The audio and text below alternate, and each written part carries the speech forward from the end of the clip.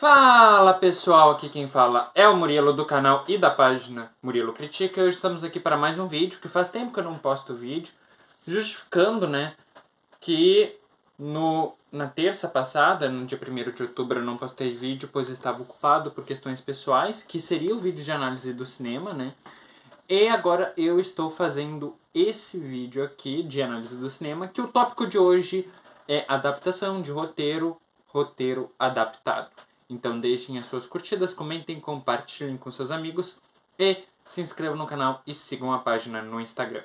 Bom, roteiro adaptado, adaptação de roteiro, a gente tem que entender que ela pode se dar de inúmeras formas. Mas primeiro, em primeiro quesito, eu vou explicar o que é um roteiro adaptado. Primeiramente, adaptações de roteiro, geralmente são baseadas em obras que já existem, como livros, mitologias, contos, peças teatrais ou até mesmo em outros filmes.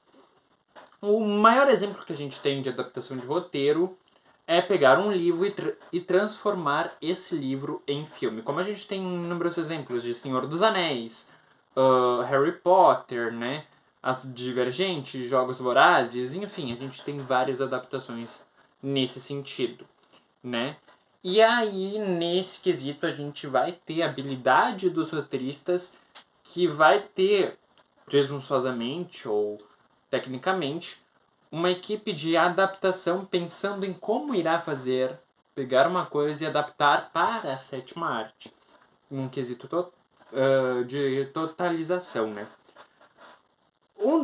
dessas questões, e é aí que gera uma das principais polêmicas, que envolve tanto o roteiro quanto o próprio filme, é a questão de que o pessoal ele tem a presunção de que o filme, a obra da sétima arte cinematográfica, ela tem que ser um Ctrl-C, Ctrl-V, Existe essa presunção. E aí muitas pessoas vão dizer: ah, mas Murilo, não deixa de ser verdade. Quanto mais a obra for fidedigna ao original, melhor. Realmente, na minha opinião e na minha concepção, sim. Eu vejo isso como algo benéfico. A obra ser fiel ao que é original, vista de uma outra perspectiva. Mas eu também não julgo totalmente algumas adaptações feitas. Algumas adaptações de roteiro, inclusive, são melhores que o próprio livro, Tem raríssimas exceções, mas que de fato fazem esse quesito. Tem também as adaptações live action de animações, Essas, predominantemente, a maioria é, na minha opinião, ruim, mal feita, O maior exemplo que a gente tem é o Rei Leão, tá? Isso é nítido no Rei Leão. Aí, agora também, vamos para um ponto de que a adaptação de roteiro também não é só numa questão de obras já existentes. A adaptação de roteiro pode ser feita num próprio filme independente. Como assim, Murilo? Muitas das vezes, o roteirista escreve previamente todo o roteiro do filme, na maioria dos casos é assim, e no andar do filme, no decorrer das gravações, no decorrer até mesmo da pós-produção, por isso que é uma das explicações que vai ser elaborado aqui na análise do cinema, a demora dos filmes, só que isso é mais lá no pós-produção, que está marcado aqui, para um dia certo, que o filme ele demora muitas vezes por ter esse encaminhamento de que a gente tem que fazer uma adaptação no roteiro, porque a locação não ficou boa, a atuação do personagem em si não foi completamente pré-estabelecida, ou até mesmo foi estabelecida, só que não ficou bom num contexto geral, porque a gente revisou e não deu certo numa questão, Também tem os ditos furos de roteiro, que na maioria das vezes atualmente isso acontece. Tem gente que negligencia furo de roteiro, porque o filme ele se propôs a ter filme de roteiro, isso é normal também. Tem essas questões do filme ser propriamente um furo de roteiro. Velozes e Furiosos tem muito disso, se vocês olharem nos inúmeros filmes de roteiro, mas esses furos de roteiro são propositais justamente porque Velozes e Furiosos trabalha com isso e dane-se, eles tacam assim, tô nem aí pra vocês procurando lógica, o filme desafia as leis da física e tá tudo certo. Né? Normal, assim, como um contexto. Não é nem questão de ser ou não furo de roteiro ou propriamente, é uma questão de visão artística do diretor. E daí a gente retoma lá para aquele vídeo de como identificar os estilos de direção, né? Os mitos, as verdades dos estilos de direção também a gente tem. Limitações em processos criativos de direção também, né? Tá nesse sentido, porque muitas vezes essa limitação também vai envolver o roteiro. A gente tem uma limitação expressa, tanto em direção quanto em roteiro. Como assim? Tudo também é questão orçamentária nesse sentido, pois uma empresa grande intervém no teu projeto. Por exemplo, a produtora é a Warner. Vamos pegar o exemplo da Warner. A Warner, ela intervém no teu filme dizendo que, diminui os gastos, diminui os gastos com o elenco, coloca outro ator mais barato, ou diminui a alocação de cenários. Essa cena aqui, ela vai passar uma péssima imagem para a empresa, ou algo do tipo, descartam. Né? Isso mais acontece com a Disney, mas eu peguei o exemplo da Warner propriamente. E aí, nessas questões, a gente tem uma limitação restrita à direção, né? Estrita a ela.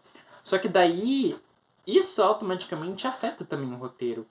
O que vai gerar uma adaptação nesse roteiro, mudando o aspecto proposto anteriormente no original, para trabalhar, assim, uma outra adaptação, né?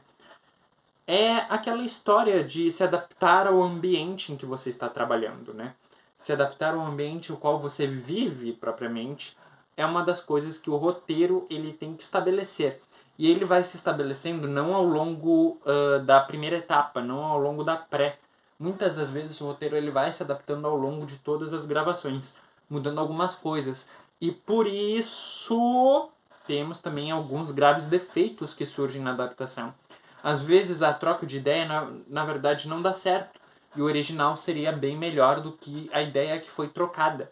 Isso acontece e com muita frequência, principalmente em filmes atuais e principalmente está, querendo ou não, acontecendo após o processo que a gente teve recentemente da greve dos roteiristas. Se vocês se lembrarem desse âmbito das greves do roteirista, foi o que atrasou todas as produções e com o tempo de pensar nas produções, muita coisa foi alterada do que seria do original.